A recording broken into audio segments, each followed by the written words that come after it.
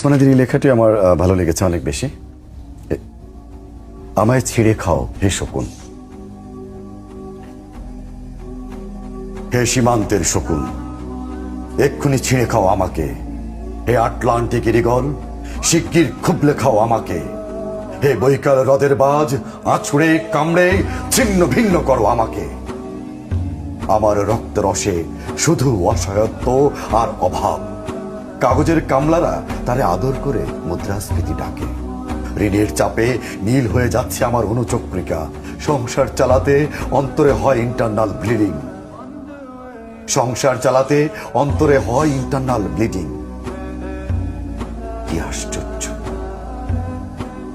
তবু আমি মরছি না।